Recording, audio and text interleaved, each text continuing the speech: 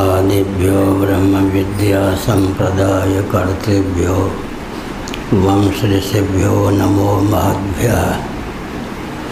सर्वोपप्लवरहितः प्रज्ञानघन प्रत्यगर्थो ब्रह्मैवाहमस्मि।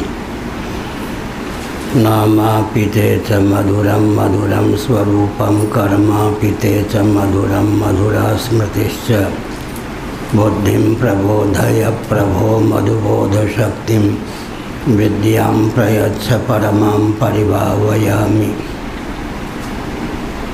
कोमलं कूजयन् वेणुं श्यामलोऽयं कुमारकः वेदवेद्यं परं ब्रह्म भासतां हृदये मम। कूजन्तं राम रामेति मधुरं मधुराक्षरम् आरुह्य कविता शाखां वन्दे वाल्मीकिकोकिलं। निगमकल्पतरोर्गलितं फलं शुकमुखादमृतद्रवसंयुतं पिबत भागवतं रसमालयं। मुहुरहो रसिका भुवि भावुकाः शृणादपि सुनीचेन तरोरपि सहिष्णुना।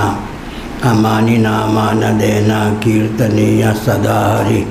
नारायणाखिल गुरो भगवन्नमस्ते शिवाय नमः। शिवलिंगाय नमः। तन्मे मन शिव संकल्पमस्तु सर्वे भवन्तु सुखिनः। श्री राम जय राम जय जय राम।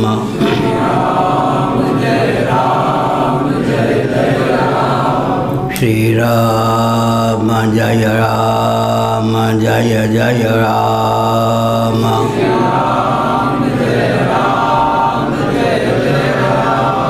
श्री राम जय राम जय जय राम।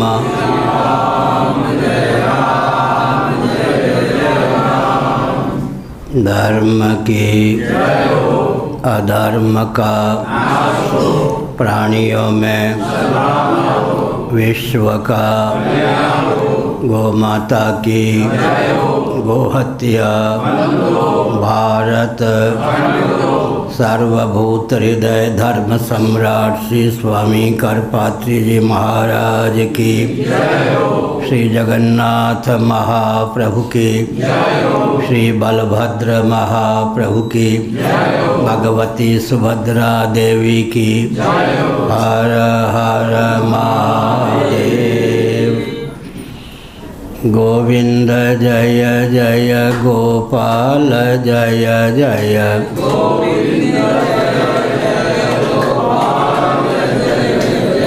राधा रमण हरि गोविंद जय जय।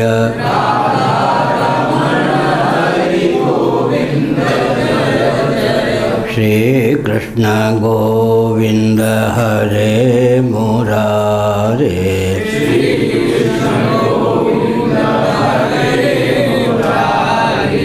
हे नाथ नारायण वासुदेव।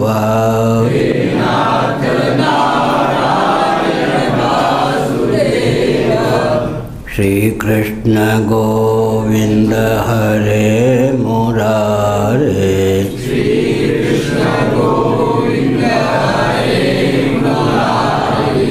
हे नाथ नारायण वासुदेव।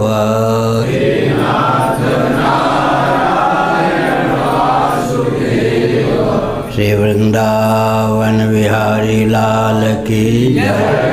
नमो माधुर्य शंभो शिव शिव शिव शिव शिव शिव नारायण नारायण नारायण।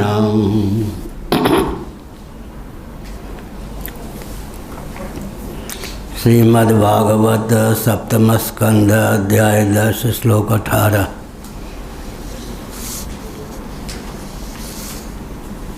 श्री भगवानुवाच त्रिसप्तभिः पिता पूतः पितृभिः सहते नघ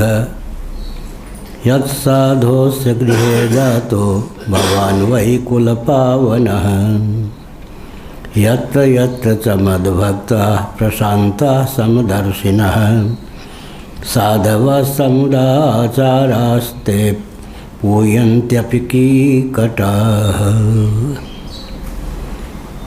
सर्वात्मना न हिंसन्ति भूतग्रामेषु किञ्चन उच्चावचेषु दैत्येन्द्र मद्भावेन गतस्पृहाः।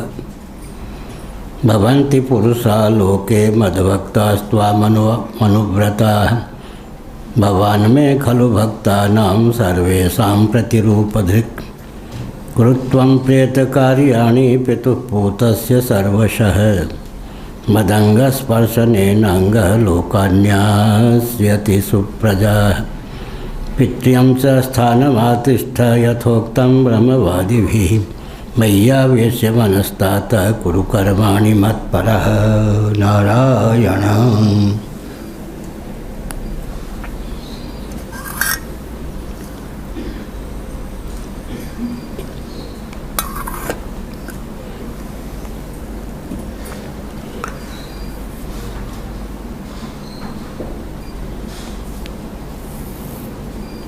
जो भगवान को निमित्त और उपादान दोनों ही कारण मानते हैं, उनके यहाँ साक्षात भगवान का अवतार भी अभिमत है। भगवान जगत बनाने वाले भी हैं, जगत बनने वाले भी हैं। तदैक्षतः सईक्षाचक्रे सो कामयतः बहुश्याम प्रजायया सर्वं खलुदं ब्रह्म आदि वचनों के अनुसार यह तथ्य सिद्ध है। इसलिए हमारे यहाँ भगवान साक्षात अवतीर्ण भी होते हैं। यहाँ भक्त प्रवर प्रहलाद के सम्मुख नृसिंह प्रकट हैं। हिरण्यकश्यप का उद्धार उन्होंने कर दिया। भक्त प्रवर प्रहलाद ने उनकी स्तुति की। स्तुति के बाद भगवान अपने वचनामृतों से प्रहलाद को तृप्त करने लगे। उसी का निरूपण यहाँ चल रहा है।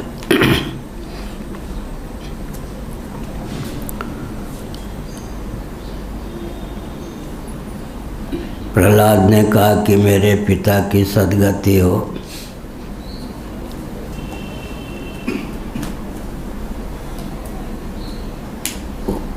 उसके उत्तर में भगवान ने कहा, हे अनघ, तुम निष्पाप हो प्रहलाद। तुम्हारे पिता पवित्र होकर तर गए, यह तो कैमुति का न्याय से सिद्ध है। यदि उनकी 21 पीढ़ियों के पितर होते तो वो भी तर जाते, क्योंकि तुम्हारे जैसा कुल को पवित्र करने वाला पुत्र उनको प्राप्त हुआ। भगवद भक्त स्वयं तो तरते ही हैं, कदाचित वंश परंपरा में 21वां स्थान हो तो उनके संसर्ग से 21 पीढ़ी तक का उद्धार हो जाता है। ये तो ब्रह्मा जी के बाद कश्यप ऋषि और मिट्टी के गर्भ से समुद्भूत हिरण्यकश्यप की गाथा है। तुम्हारे पिता के उद्धार में कोई प्रतिबंध नहीं। मेरा उन्हें दर्शन प्राप्त हुआ, स्पर्श प्राप्त हुआ, इसके प्रभाव से ही वो तर गए। फिर सबसे बड़ी बात यह है कि तुझ जैसे पुत्र रत्न को उन्होंने प्राप्त किया। संतान पर पिता का प्रभाव पड़े या न पड़े, माता का प्रभाव पड़े बिना नहीं रहता। प्रहलाद की माता कयाधु भगवत भक्ता थी, पतिव्रता थी।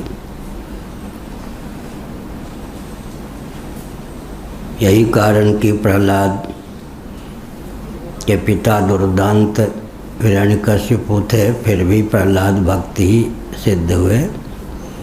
भगवत भक्ति से भावित उनका जीवन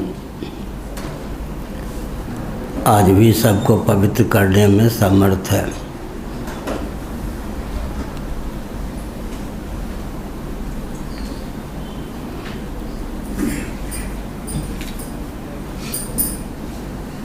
यत्र यत्र च मद्भक्ताः प्रशान्ताः समदर्शिनः साधवः समुदाचारास्ते पूयन्त्यपि कीकटाः।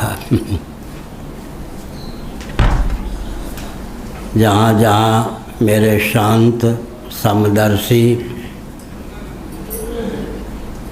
और सुख से सदाचार पालन करने वाले प्रेमी भक्त निवास करते हैं, वे स्थान चाहे कीकट ही क्यों न हो पवित्र हो जाते हैं।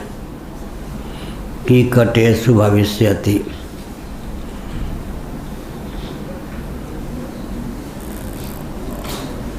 भगवान के बौद्धावतार को लेकर कहा गया है भागवत में भविष्यत गति से कीकटेषु भविष्यति।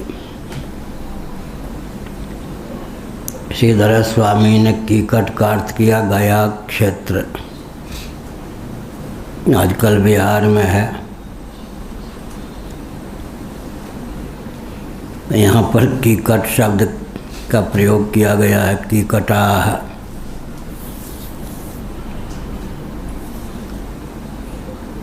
स्वभाव से अपवित्र क्षेत्र माना गया है कीकट, लेकिन वहाँ भी कहीं भगवान के भक्त अभिव्यक्त हो जाएं तो कीकट जैसा क्षेत्र भी पवित्र हो जाता है। कुल तो पवित्र होता ही है। एक व्यक्ति सदाचार संयम से संपन्न हो, अपना उद्धार तो करता ही है, अपने कुल का उद्धार तो करता ही है, पूरे क्षेत्र का वातावरण प्रमुदित करता है, पुण्य से समलंकृत करता है।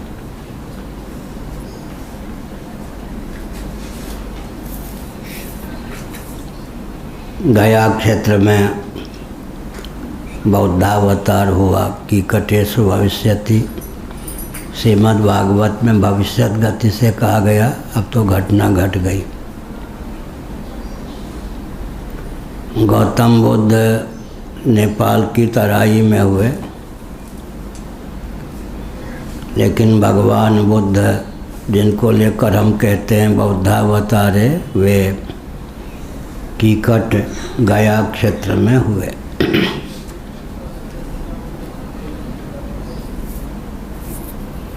गौतम बुद्ध क्षत्रिय कुल में हुए और जिनको सनातनी हम लोग भगवान विष्णु का अवतार मानते हैं, वे बुद्ध ब्राह्मण कुल में हुए। दोनों के काल में भी भेद है, जन्म स्थान में भी भेद है, वर्ण में भी भेद है। अमर सिंह बौद्ध थे, उन्होंने अमर कोश की रचना की। चातुर्य का उन्होंने परिचय क्या दिया कि गौतम बुद्ध और भगवान बुद्ध के नाम एक साथ लिख दिया। इसलिए लोग भ्रमित हो गए। विभाजक रेखा भी कुछ अंकित की, लेकिन उन लोगों का ध्यान नहीं गया। गौतम बुद्ध के चपेट में आकर भगवान बुद्ध को लोग भूल गए। हमने अपने एक ग्रंथ में 10 पृष्ठों में गौतम बुद्ध और भगवान बुद्ध में भेद को सिद्ध किया है, लेकिन दोनों के गोत्र को लेकर साम्य था। भगवान बुद्ध का जन्म भी गौतम गोत्र में हुआ था और गौतम बुद्ध का जन्म भी गौतम वंश में कुल में ही हुआ था। गोत्रगत साम्य होने पर भी दोनों में वैषम्य है, काल को लेकर, वर्ण को लेकर, जन्मभूमि को लेकर।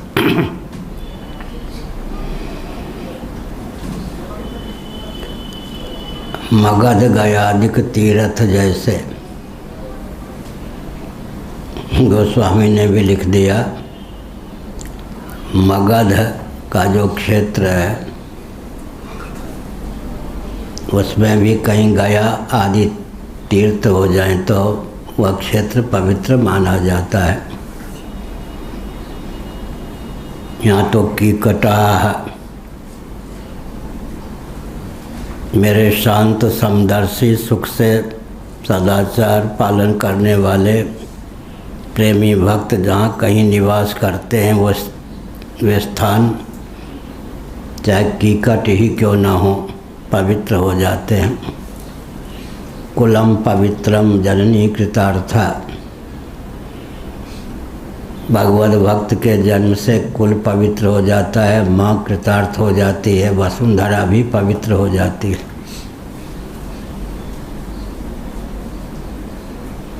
भगवत स्वरूप में मनोनिवेश की आवश्यकता है, भगवान में मन रमाने की आवश्यकता है।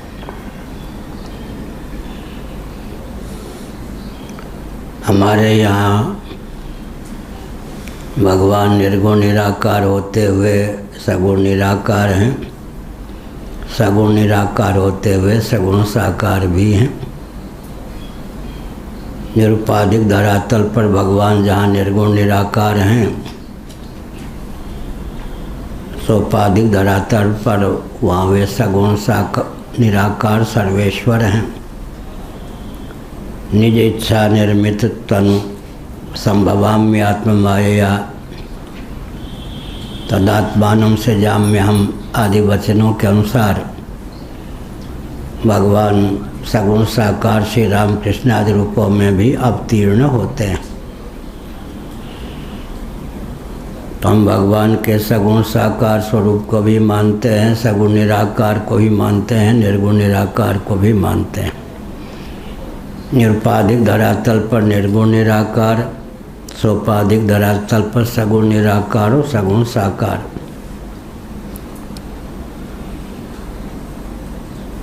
हम भी जागृत में सगुण साकार शरीर से तादात्म्यपन्न होकर सगुण साकार होते हैं। यद्यपि कर्मेंद्रियाँ सगुण निराकार हैं, ज्ञानेंद्रियाँ सगुण निराकार हैं, प्राण सगुण निराकार हैं, अंतःकरण सगुण निराकार है, लेकिन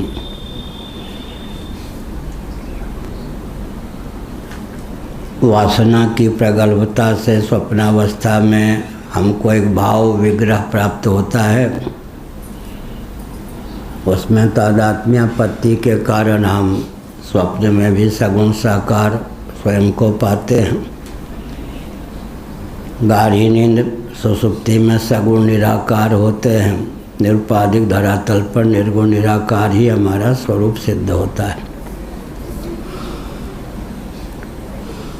श्री वैष्णवों के यहाँ प्रायः निर्गुण निराकार की स्वीकृति नहीं है। सगुण निराकार सगुण साकार भगवान के दो रूपों की ही स्वीकृति है। निर्गुणम निष्क्रियम शांतम निर्वध्यम निरंजनम आदि जो श्रुतियाँ हैं, श्री रामानुजाचार्य इत्यादि महानुभाव अपने ढंग से इन श्रुतियों का अर्थ करते हैं। भगवान को श्रुतियों ने निर्गुण कहा, इसका अभिप्राय क्या है? जीवनिष्ठ हेय गुण गणों से रहित स्वोचित दिव्याति दिव्य वात्सल्य सौरस्य सख्यादि गुणगणों से समलंकृत भगवान है। श्री दयानंद स्वामी जी ने भी दार्शनिक धरातल पर श्री रामानुजाचार्य का ही अनुगमन किया है। उन्होंने उस समय की हिंदी में लिख दिया, जीव में रहने वाले खोटे गुणगण भगवान में नहीं हैं, दिव्य गुणगण से भगवान युक्त हैं। वर्ण व्यवस्था को लेकर, अवतारवाद को लेकर विभेद होने पर भी दार्शनिक धरातल पर श्री दयानंद स्वामी विशिष्टाद्वैतवादी ही सिद्ध हो जाते हैं। ईश्वर को लेकर जो उनकी मान्यता है वो विशिष्टाद्वैत के अनुरूप ही सिद्ध होती है। भगवान के भक्त जहाँ कहीं भी होते हैं उस क्षेत्र को वे अपनी विद्यमानता से दिव्य बना देते हैं। इसलिए तीर्थी कुर्वन्ति तीर्थानि, तीर्थों को भी तीर्थी कुर्वन्ति दिव्य बनाने की क्षमता संतों में होती है।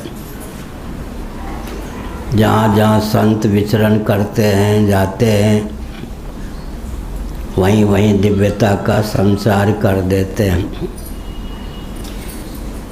मरुभूमि में भी जाकर संत निवास करने लग गए। राजस्थान आदि क्षेत्रों में उनकी उपस्थिति से वहाँ भी दिव्यता का संचार हो गया।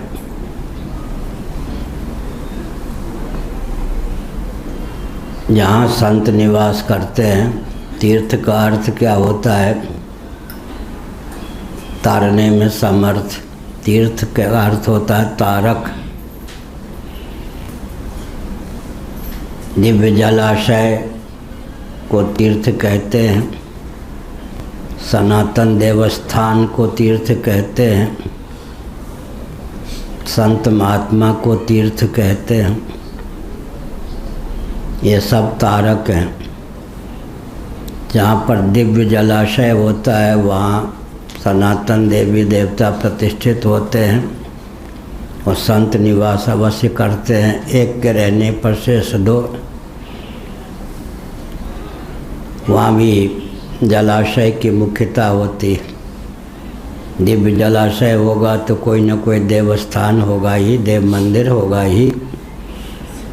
मंदिर में अर्चा विग्रह की प्रतिष्ठा होगी ही, और जहाँ जलाशय होगा, देवस्थान होगा, वहाँ संत होंगे ही। ये तीनों के तीनों तारक हैं।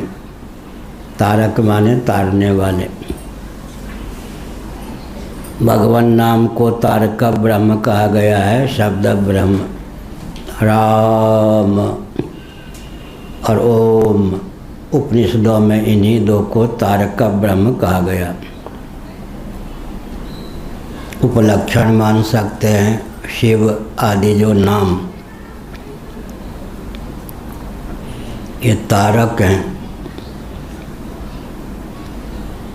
शिव शिव जपत मन आनंद, जाहि सुमिरत विघ्न विनशत कटत यम के फंद। शिव शिव जपत मन आनंद। हमारी चाची जी ने हमको बचपन में सिखाया था। सुबह 5 बजे वे प्रांगण आदि में झाड़ू देती और यही गाती, शिव शिव जपत मन आनंद, जाहि सुमिरत विघ्न विनशत कटत यम के फंद। शिव शिव जपत मन आनंद। शिव कल्याण स्वरूप भगवान हैं। उनका नाम भी तारक होता है, भव सिंधु से तारने वाला होता है। श्रीधर स्वामी ने अजामिल के उपाख्यान के संदर्भ में इस भाव को व्यक्त किया कि वस्तु शक्ति ज्ञान की अपेक्षा नहीं रखती। अग्नि को कोई अग्नि समझ कर छू ले तो जले बिना न रहे, अग्नि को कोई अग्नि न समझ कर छू ले तो जले बिना न रहे।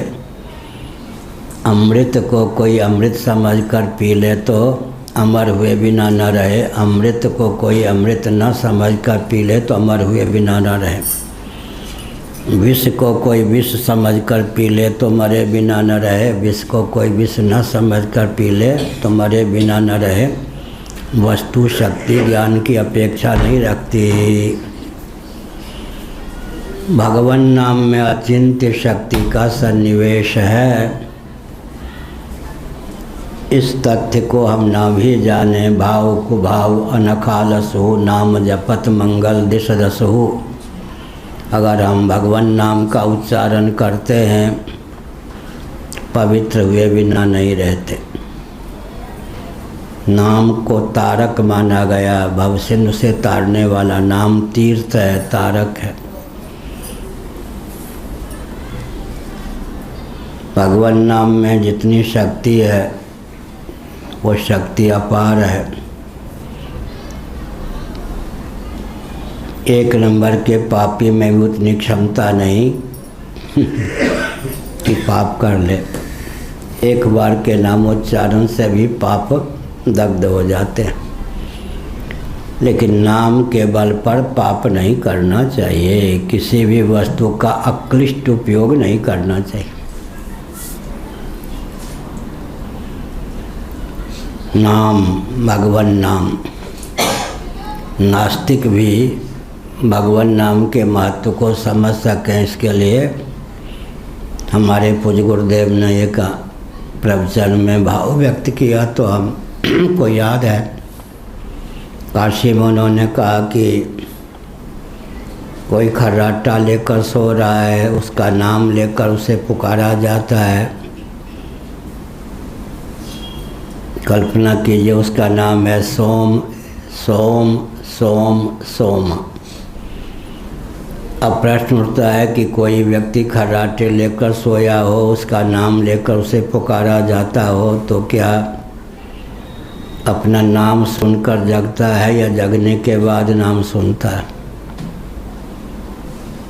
अगर नाम सुनकर जगता है तो सोया हुआ सिद्ध नहीं होता, और जगने के बाद नाम सुनता है तो नाम जगाने वाला सिद्ध नहीं होता। तो लालू कालू जैसे लौकिक नाम में भी अचिंत्य शक्ति का सन्निवेश है। खर्राटे लेकर सोया हुआ व्यक्ति जब उसका नाम लेकर पुकारा जाता है तो वह नाम में सन्निहित अचिंत्य शक्ति के बल पर जग जाता है।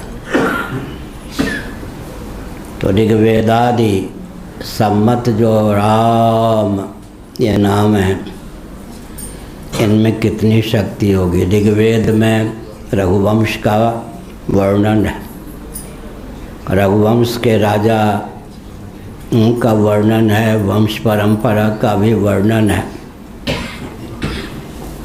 आधुनिक विचारक जो हैं वे कह सकते हैं कि रघु दिलीप इत्यादि उत्पन्न हो चुके, उसके बाद ऋग्वेद की रचना हुई। ऐसा मानने पर वेद अपौर से सिद्ध नहीं होते। इसलिए हमारे पूज्य गुरुदेव स्वामी करपात्री जी महाभाग ने बताया,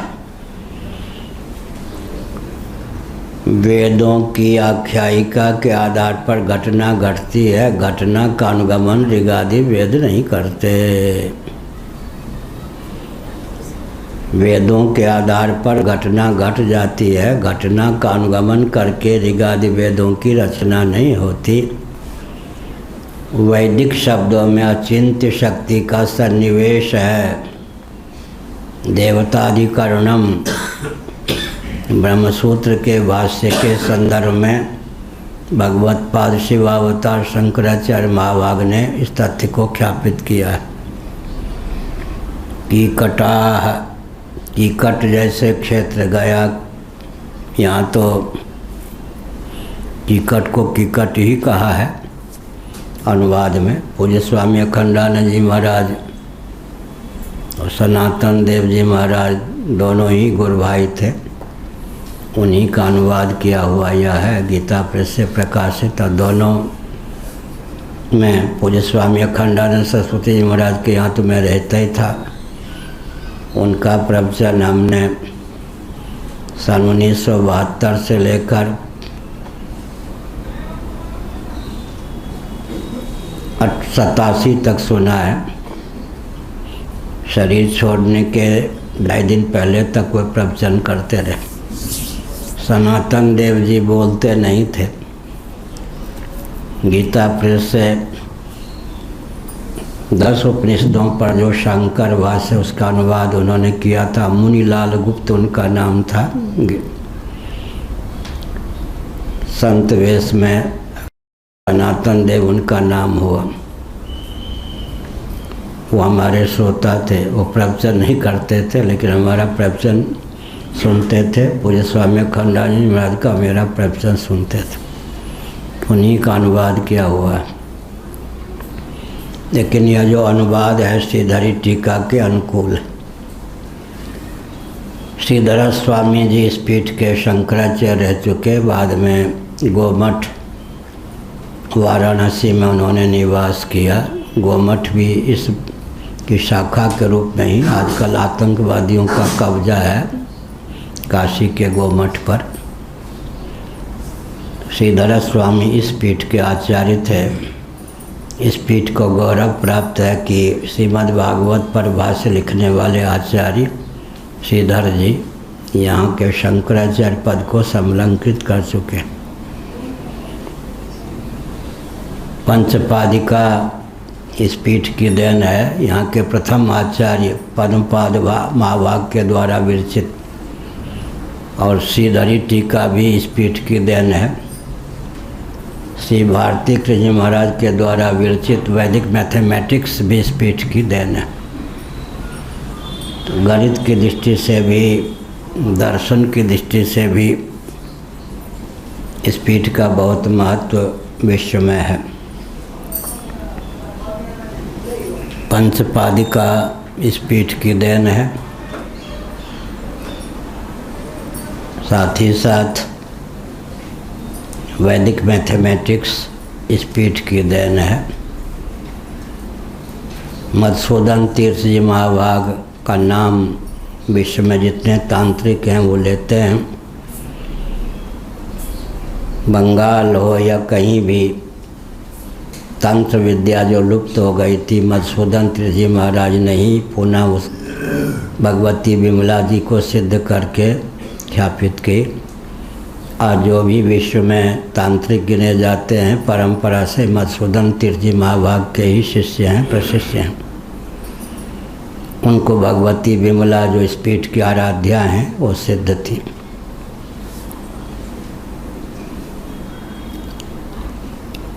एक बार अंग्रेज कलेक्टर इस मठ में आए।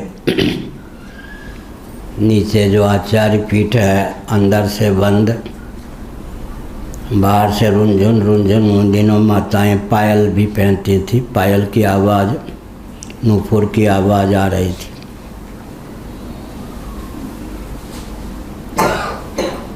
उस इंस्पेक्टर को लगा कि शंकराचार्य जी किसी स्त्री के साथ एकांत में है मठ में। उसने पुलिस को सूचना दी। पुलिस ने चारों ओर से कक्ष को घेर लिया। अब बाहर से बड़ा उपद्रव खोलने के लिए बाध्य किया।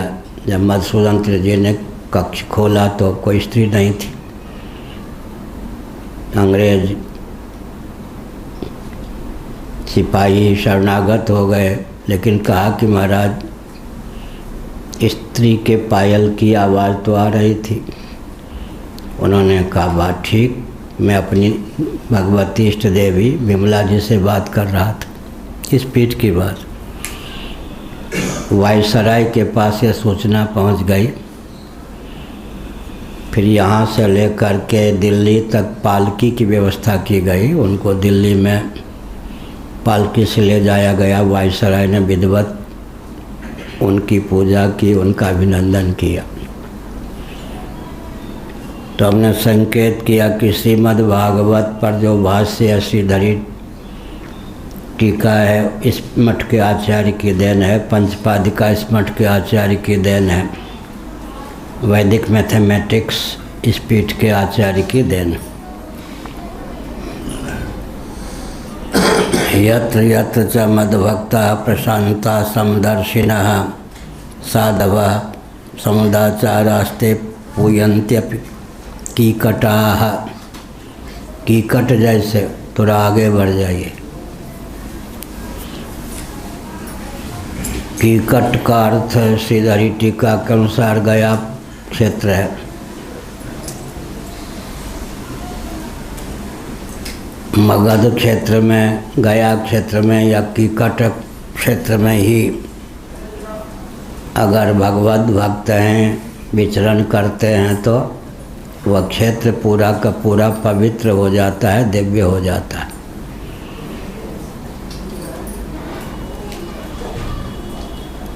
कलयुग के बाद में कृतयुग आएगा। हमने एक दो बार यहाँ भाव व्यक्त किया। अभी तो कलयुग है, आगे महाप्रलय का या प्रलय का योग है नहीं। कलयुग के बाद तो कृतयुग, सत्ययुग ही आएगा। तो गणित की दृष्टि से बहुत बड़ी विसंगति होगी।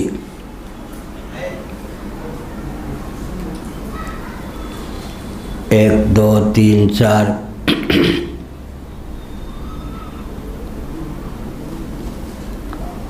कलयुग एक है, द्वापर दो है, त्रेता तीन है, कृतयुग चार है।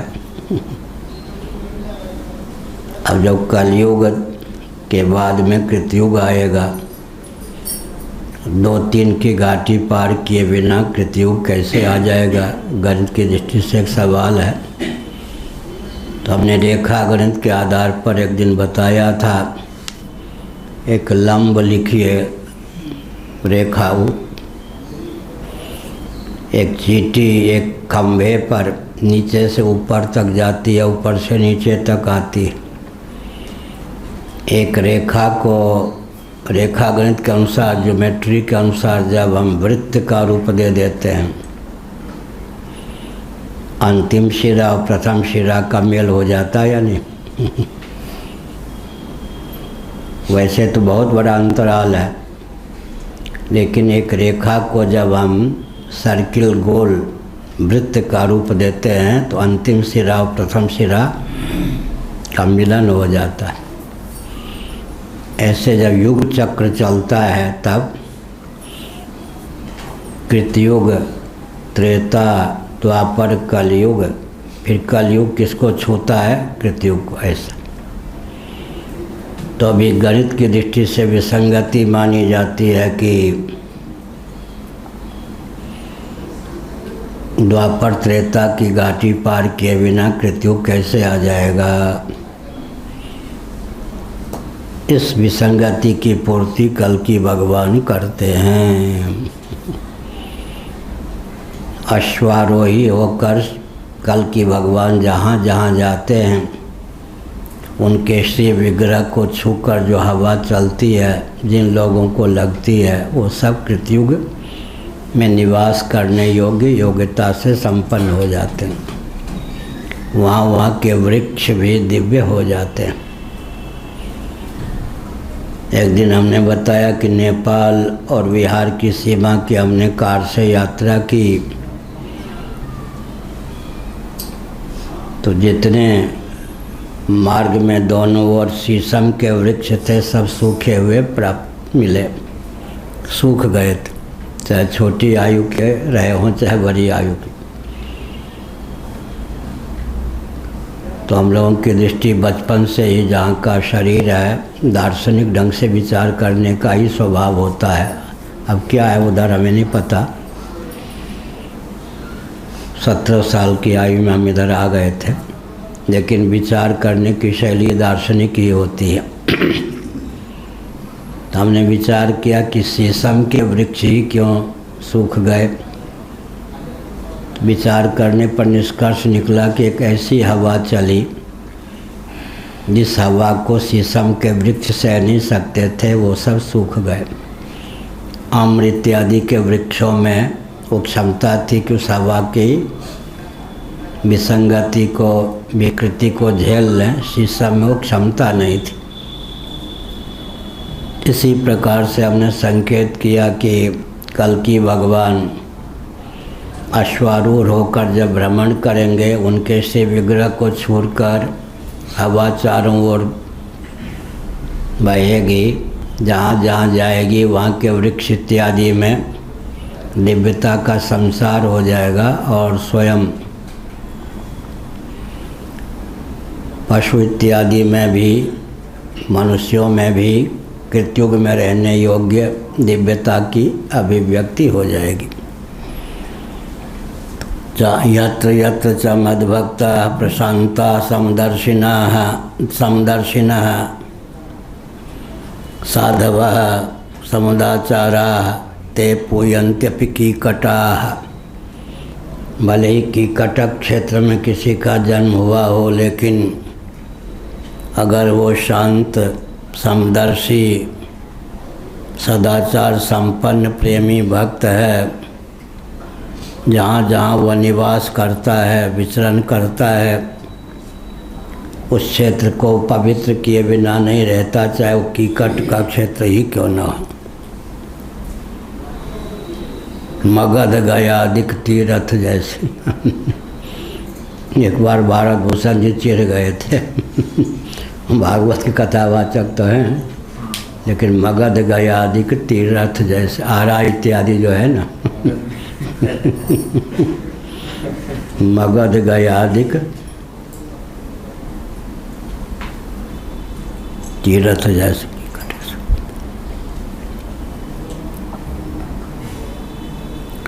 सर्वात्मना न हिंसन्ति भूतग्रामेषु किंचन उच्चावचेषु दैत्येन्द्र मदभावेन गतस्पृहाः। 20वां श्लोक है।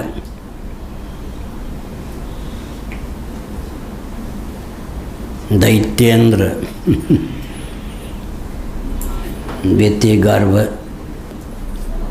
समुद्भूत दैत्य कहे गए, मातृपरक नाम है। कौशल्या, दंतिस, तालविष दोनों चल सकता है। कौशल्या, कौशल्या, कुशल की दृष्टि से कौशल्या, सुमित्रा, कैकेयी, एक भी असली नाम नहीं है, क्षेत्र परक नाम है, मायके परक नाम है। कैकेयी का असली नाम क्या था, कौशल्या का असली नाम क्या था, सुमित्रा का असली नाम क्या था, क्या पता लेकिन क्षेत्र के नाम पर इन तीनों की प्रसिद्धि हो गई। इसका अर्थ है कि उस समय इन क्षेत्रों से विवाह बहुत कम होता था, नहीं तो सैकड़ों होती कैकेयी, सैकड़ों कौशल्या, सैकड़ों सुमित्रा। दुर्लभता के कारण कैकेयी नाम तो असली नहीं है, क्षेत्र विशेष। सुमित्रा, जावा सुमित्रा ये सब कहते ना, तो सुमित्रा नाम भी तो मायके के आधार पर है। जैसे जयपुरिया कोई कह दे तो चुन्नी लाल न कहे और जयपुरिया कह दे तो, हमारे गुरु भाई थे चुन्नी लाल जयपुरिया, तो जयपुरिया केवल कह दे तो, मधुपुरिया कोई कह दे, मधुपुर का रहने वाला, बंगाली कोई कह दे, उड़िया कह दे तो क्षेत्र का नाम हुआ। कौशल्या जी का असली नाम क्या था पता ही नहीं, सुमित्रा जी का असली नाम क्या था पता ही नहीं कैकेयी का असली नाम क्या था पता ही नहीं। क्षेत्र के आधार पर इन सबका नाम प्रथित हो गया। अब मुझे भी कोई पूछे कि कौशल्या का सचमुच में नाम क्या था, मैं क्या बताऊंगा, जब वाल्मीकि रामायण में हो तब तो बता सकूं। क्षेत्र के आधार पर नाम। ऐसे ही सर्वात्मना न हिंसन्ति भूतग्राम, उड़िया बाबा, वृंदावन में प्रसिद्ध उड़िया बाबा कोई जानते हैं कि पूर्णानंद तीर्थ उनका सन्यास का नाम सुने थे, उड़िया बाबा, उड़िया बाबा, उड़िया बाबा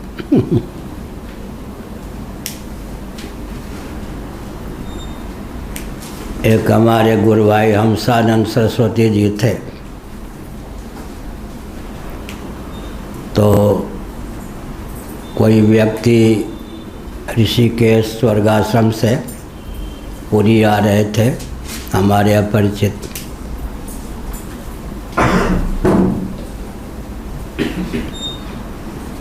तो हंसानंद जी से पूछा कि पुरी में किसी संत से मिलना हो तो क्या करें, किसी का नाम लीजिए। उन्होंने निश्चलानंद एक है, उससे मिल लेना। वो बड़े गुरु भाई थे और शंकराचार्य नहीं हो पाए, कष्ट तो अंदर होगा ही। पुरी में ढूंढता रहा निश्चलानंद निश्चलानंद निश्चलानंद, मैं शंकराचार्य वही था। 3-4 घंटे क्या कई घंटे भटकता रहा, निश्चलानंद नामक सन्यासी मिले नहीं। भटकता भटकता इसके पास आया तो उन्होंने कहा, लोगों ने कि शायद यहाँ के शंकराचार्य का नाम निश्चलानंद हो उन दिनों। तो बात क्या थी, वो अपने मुख से कैसे कहते कि शंकराचार्य से मिल लेना। उनको बड़ा कष्ट था कि हमारा छोटा गुरु भाई तो हो गया, शंकराचार्य में नहीं। ये भी होता है। अब दलाई लामा जी का असली नाम क्या है बहुत कम व्यक्ति जानते, पद के आधार पर जानते हैं। दलाई लामा नाम थोड़े है, तो पद है क्या। प्रधानमंत्री जैसे है, राष्ट्रपति जैसे है, दलाई लामा पद का नाम है। व्यक्तिगत नाम दलाई लामा का क्या है गिने चुने व्यक्ति जानते हैं। तो हमने कहा ऐसे ही क्षेत्र के आधार पर कौशल्या, सुमित्रा, कई नाम प्रथित है। सचमुच में इनका नाम क्या था। एक दिन हमने बताया था, प्राचीन प्रथा थी, जब कोई मायके से ससुराल में आती थी तो मायके का नाम लेकर नहीं पुकारा जाता था, नया नामकरण होता था। या जिस क्षेत्र की महिला होती थी मातृशक्ति, उस क्षेत्र के आधार पर उसको बुलाया जाता था। मायके का नाम तो आजकल फैशन है, ससुराल में तो शायद ही कोई जानते हो कि मायके का नाम अमुक बहू का क्या। हमारी बड़ी भाभी का नाम था सरस्वती देवी, लेकिन लाल बहुरिया गोरी चट्टी रही होंगी थी, लाल बहुरिया सासू जी ये सब नया नामकरण करते थे। ससुराल में मायके का नाम लेकर पहले पुकारा नहीं जाता था। ऐसे ही कौशल्या, सुमित्रा के कई एक भी असली नाम नहीं है, क्षेत्र के आधार पर नाम। यहाँ कीकट क्षेत्र विशेष का नाम। सर्वात्मना न हिंसन्ति भूतग्रामेषु किंचन उच्चावचेषु दैत्येन्द्र। दैत्यों में तुम इंद्र हो। दैत्य जो नाम हुआ बदनाम क्यों हो गया। दिति मातृपरक नाम है ना, दैत्य, फिर इंद्र, दैत्यों में इंद्र। दिति के गर्भ से समुद्भूत परंपरा में या साक्षात उत्पन्न होने से दैत्य नाम हो गया, मातृपरक नाम। कोई मातृपरक नाम होता है, कोई पितृपरक नाम होता है। ऐसा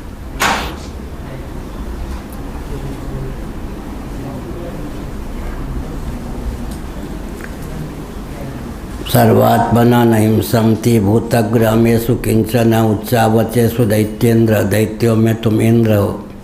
इंद्र का अर्थ श्रेष्ठ। मदभावेन गतस्पृहा 20वां श्लोक। मेरे भक्तिभाव से जिनकी कामनाएं शांत हो गई हैं, भक्ति की प्रगल्भता के फलस्वरूप वे सर्वत्र आत्मबुद्धि से संपन्न होते हैं। चाहे प्राणियों में कोई उत्कृष्ट कोटि का हो, चाहे अपकृष्ट कोटि का हो, किसी को भी वे कष्ट नहीं पहुंचाते। सर्वभूतेषु यः पश्येत् भगवद् भावमात्मना भूतानि भगवती आत्मन्येष भागवतोत्तमः। श्रीमद्भागवत 11वां स्कंद। उत्तम भक्त, भक्तों में भागवत का अर्थ होता है, भगवत भक्त को भागवत कहते हैं। ग्रंथ विशेष तो है, लेकिन भक्तों का चरित्र अंकित होने के कारण भागवत को भागवत कहते हैं। भागवत शब्द का अर्थ होता है भगवत भक्त। विद्या विनय संपन्न ब्राह्मणे गभ्यस्थिनी, गीता में भगवान का वचन है। अपने अपने स्थान पर अलग अलग महत्व है। गाय गाय ही है, कुत्ता कुत्ता ही है, ब्राह्मण ब्राह्मण ही है। ऐसा होने पर भी पंडिता समदर्शिनः, समवर्ती नहीं समदर्शी होना चाहिए। समदर्शी है नाम तुम्हारो। सूरदास जी ने कहा है प्रभु आपका नाम समदर्शी है। विवेकानंद जी इस पद पर बहुत मुग्ध होते थे।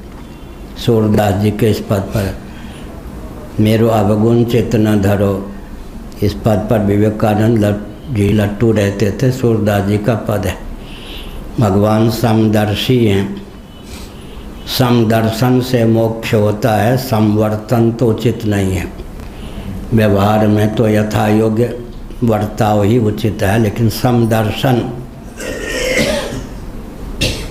शुभाशुभ कर्म के आधार पर ही 84 लाख योनियों में जो प्राणी हैं उनमें उत्कर्षापकर्ष सिद्ध है। तत्व तो सब भगवद रूप ही हैं। इसका अर्थ क्या हुआ?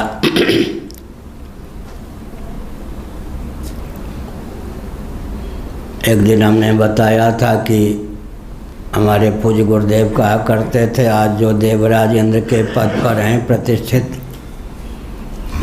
इंद्राणी मनाती है, नखरे से वे अमृत का ग्रहण करते हैं। लेकिन अगर उन्होंने कर्म उपासना के समुचित अनुष्ठान से शतक्रतु होने के कारण जो इंद्र का पद प्राप्त किया है उसके उपभोक्ता बन के ही रह गए तो क्या होगा? क्षीणे पुण्य मर्त्यलोकम विशंति। आज देवराज इंद्र के पद पर हैं, पुण्याक्षय हो जाने पर मर्त्यलोक में कुत्ता भी हो सकते हैं, गीदड़ भी हो सकते हैं, सूकर भी हो सकते हैं। अमृत का ग्रहण भी नखरे पूर्वक करते हैं और विष्ठा पर भी टूट सकते हैं। इसलिए उच्च पद का उपभोक्ता बन के नहीं रहना चाहिए। पद सुलभ दायित्व का दक्षता पूर्वक निर्वाह करे और अपनी साधना इतनी उन्नत करे कि मुक्त हो जाए। नहीं तो फिर पद जब च्युत हो पद रहित हो जाता है तो गुलजारी लाल नंदा गृह मंत्री थे। दैवी संपत्ति मंडल स्वर्गाश्रम में निमंत्रण देकर बुलाया जाता था। सच्ची घटना है। सब सुविधा दी जाती थी, लोग हाथ जोड़ते थे। सीधे साधे थे गुजराती गुलजारी लाल नंदा। जब मंत्री नहीं रहे, एक बार उनको स्वर्गाश्रम में रुकने की इच्छा हुई तो मैं वही गुलजारी लाल नंदा हूँ, कोई मुँह की ओर ना देखे। लो जी, तो उनको कितना कष्ट हुआ मुझे मालूम है। मुँह की ओर भी ना देखे। कमरात की तो बात छोड़, जब रहे होंगे तब रहे होंगे। मेरी जानकारी में यह बात। तो क्या अर्थ हुआ? कभी ऊपर कभी नीचे, सर्वात्मना न हिंसन्ति भूतग्रामेषु किंचन उच्चावचेषु दैत्येषु दैत्येन्द्र मद्भावेन गतस्पृहा। भक्ति भाव से जो समन्वित व्यक्ति, भक्ति की प्रगल्भता के कारण कामनाएं जिनकी विगलित हो गई हैं, सर्वत्र आत्मभाव की प्रगल्भता के कारण छोटे बड़े प्राणियों में भी उनकी समबुद्धि होती है। मैं जब मच्छर की ओर देखता हूँ, छिपकली की ओर देखता हूँ तो पहली भावना क्या बनती? कर्म विपाक के अनुसार कभी मैं भी मच्छर था, मैं भी छिपकली था, कोई कह सकता नहीं था। आज जो ब्रह्मा जी के पद पर प्रतिष्ठित हैं, कभी मच्छर नहीं रहे होंगे, छिपकली नहीं रहे होंगे, कह सकते हैं? नहीं कह सकते। या एक कोई बाबा आया गांव में, बचपन की बात है, उन दिनों डराने का साधन था बाबा। क्या वो बाबा उधर बाबा का दर्शन कम होता था, सन्यासी आदि का। एक बाबा आ गया, मैं बच्चा था, तो बड़ी बहन 15 साल बड़ी थी, उन्होंने देखा कि डर ना जाए, है बाबा इधर मत आना। मेरे मुंह से निकला, डांटो मत, कल मैं भी बाबा हो सकता हूँ, तो इसी प्रकार कोई डांटेगा। अब बहन की बोलती बंद हो गई, भविष्य में मैं बाबा हो ही गया। हमने कहा इस बाबा को मत डांटो। क्यों नहीं डांटूं? छड़ी लिए हुए है, डराए दे, एक लाठी मार दे। हमने कहा नहीं नहीं, हो सकता है कल मैं भी बाबा बन जाऊं, इसी प्रकार डांट खाऊंगा।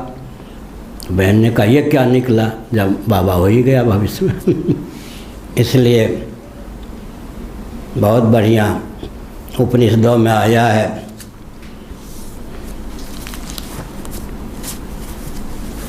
ये लाठी टेकता हुआ व्यक्ति भगवान ही उस वृद्ध के रूप में लाठी टेक कर चल रहे हैं।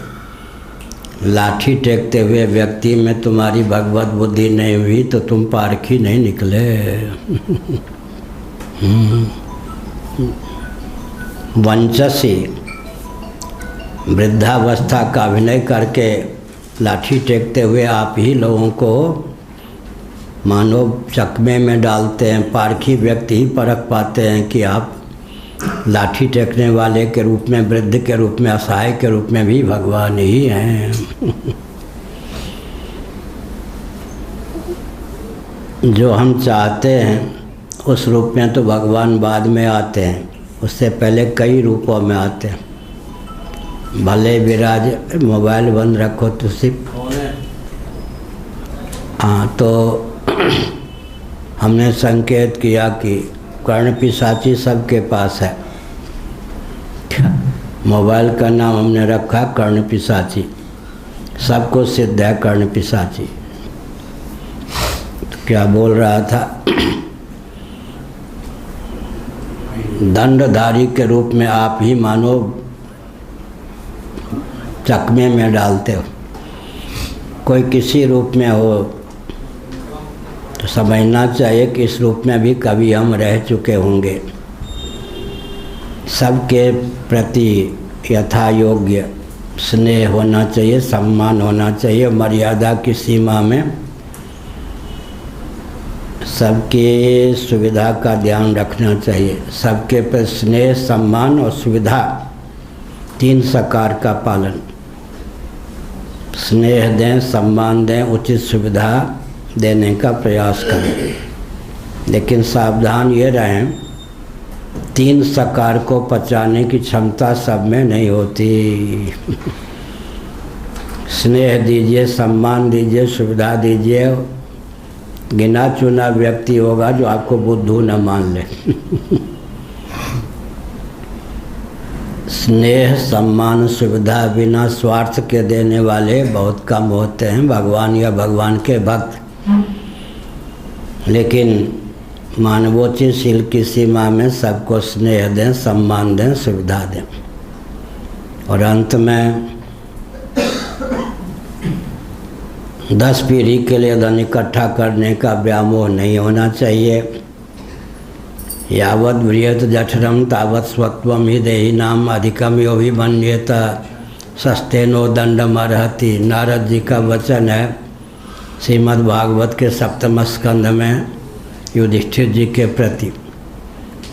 कबीर बाबा ने अनुवाद किया, साईं इतना दीजिए जामे कुटुंब समाए, मैं भी भूखा ना रहूं साधु न भूखा जाए। अधिक संपत्ति पर अपना अधिकार मानते हैं तो आप चोर हैं, स्तेन, दंडाधिकारी का कर्तव्य है कि आपको दंड दे। दंड क्या मिलना चाहिए? गले बद्ध्वा दृढ़ाम शिलाम, विदुर जी का कथन है उद्योग पर महाभारत।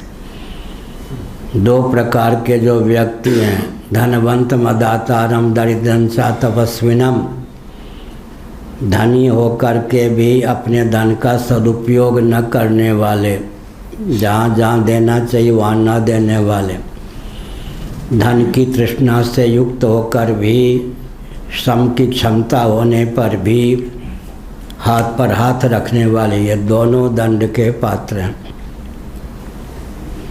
समझाने बुझाने पर भी न समझें तो फिर दंडाधिकारी का कर्तव्य है ऐसे व्यक्ति के गले में मजबूत वजनदार पत्थर मजबूत रस्सी से अच्छी प्रकार बांध के जलाशय में डुबा दे। जब इस प्रकार का शासन था तो फिर कौन शोषक हो सकता? गले बद्ध्वा दृढ़ाम शिलाम, धनवंत मदातारम दरिद्रंसा तपस्विनम। कायव्य डाकू का नाम महाभारत में। भगवान वेदव्यास जी ने उस डाकू के नाम की इतनी प्रशंसा की, यात्रा के समय जो कायव्य कायव्य कायव्य नाम लेता है, किसी प्रकार विघ्न बाधा उसको प्राप्त नहीं होती। मैं तो यात्रा के समय गौतम ऋषि गौतम जी और कायव्य का नाम अवश्य लेता हूँ, कहीं कोई विघ्न बाधा नहीं होती। तो डाकू का नाम है कायव्य। फिर वेदव्यास जी ने उसके नाम का महात्म्य क्यों प्रकट किया? यात्रा को सफल सुफल बनाना हो तो कायव्य का नाम लेकर यात्रा करें। कायव्य ने डाकुओं का एक गिरोह बनाया जो 10 पीढ़ी के लिए धन इकट्ठा करने का प्रयत्न करते हैं, धनाढ्य होकर रहना चाहते हैं। उनको समझाओ, न समझें तो घर की जो देवियाँ हैं, किसी के शील का अपहरण मत करो। साथ ही साथ उनका धन का इतना अपहरण मत करो कि वो दाने दाने के लिए मोहताज हो जाएं। 6 महीने 1 साल के लिए धन छोड़ दो, बाकी धन लूट लो। लूटे हुए धन का स्वयं उपभोक्ता मत बनो। जो परिश्रम करने पर भी, दुर्व्यसन मुक्त होने पर भी अपना और परिवार का पोषण नहीं कर पाते, उनमें वितरण कर दो। वो कायव्य नामक डाकू मरने के बाद स्वर्ग को प्राप्त हुआ। या जब व्यवस्था थी तो कम्युनिस्टों की दाल कहाँ गलती थी।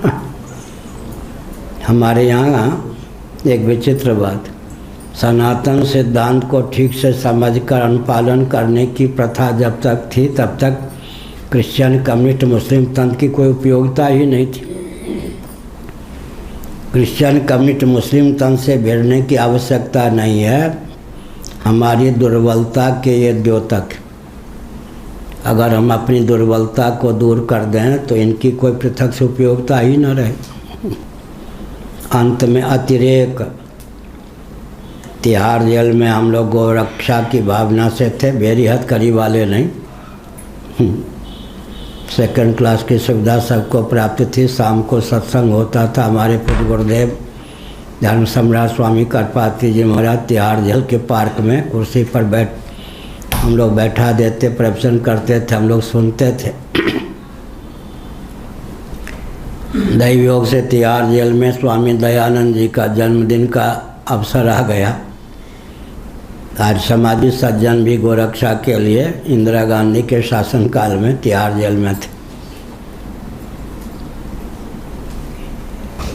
क्या कहें देश को। इंदिरा गांधी ने 7 नवंबर 1966 को लाल किला से जंतर मंतर पार्लियामेंट तक 10 लाख निहत्थे गोभक्तों को गोली से भुनवा दिया। 450 मेरी आंखों के सामने की बात। ऐसे ऐसे देश को प्रधानमंत्री मिले, निहत्थे गोभक्तों को भुनवाने वाली बनवाने वाला। ये शुक्ल जी जो थे छत्तीसगढ़ के राज्य मंत्री थे। हरियाणा से अर्धसैनिक बल को बुलवा कर इन्होंने भी गोहत भक्तों को बनवाया, तो बाद में ढूंढे गए दोनों। अब बड़ी विचित्र बात है, जिसने इंदिरा गांधी को मारा उसे क्या मालूम कि आज गोपाष्टमी। पंजाब में जिस परिवार के व्यक्ति ने मारा, दैवयोग से हमें क्या पता, वहाँ हमारा कार्यक्रम था प्रवचन, लोगों ने कहा महाराज इसी परिवार के व्यक्ति ने मारा अंगरक्षक। कोई तिथि देख के थोड़ा मारा, लेकिन गोपाष्टमी के दिन उसने गो भक्तों को बनवाया था। गोपाष्टमी के दिन ही अंगरक्षक ने उसको गोली से मार दी। और विद्याचरण शुक्ल की भी यही गति हुई, मार दी। तो क्या अर्थ हुआ? हमने संकेत किया कि अपने अधिकार का पद का दुरुपयोग न करके उसका उपभोक्ता न बनकर दायित्व का निर्वाह करना चाहिए। जो व्यक्ति अपने दायित्व का उपभोक्ता बन जाते हैं वो शोषक हो जाते हैं। अपने दायित्व का निर्वाह करें और भगवत प्राप्ति का मार्ग प्रशस्त करें। पद तो आता है और जाता है। देवराज इंद्र का पद भी कालांतर में छिन जाता है। अगर देवराज इंद्र भी पद के उपभोक्ता होके रहे तो कल कबूतर भी हो सकते हैं, चींटी भी हो सकते हैं। जो जहाँ हैं वहीं भगवत प्राप्ति का मार्ग प्रशस्त करें। श्री राम जय राम जय जय राम।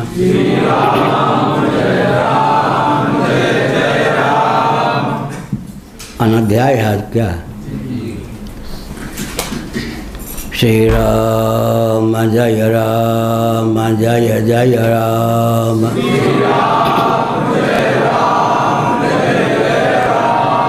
श्री राम जय राम जय जय राम।